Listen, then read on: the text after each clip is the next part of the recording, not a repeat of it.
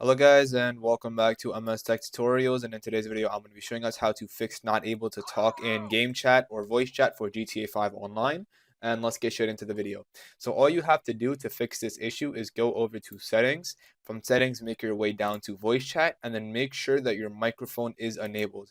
And also make sure your voice chat is enabled, because if one of these is off you will not be able to talk.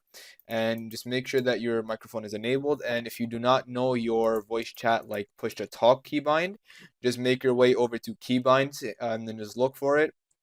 I believe voice activated is where you can just talk without, there's no mute, I guess.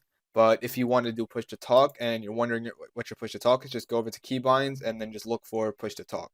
And yeah, that should be it. Once you find what your keybind is, you press it, you will be able to talk. Make sure the right mic is connected and make sure your microphone volume is not set to 0. And then that should be it for the video. So that is it for the video. Thank you guys for watching. Make sure to give the video a thumbs up, subscribe to the channel, and have a great day.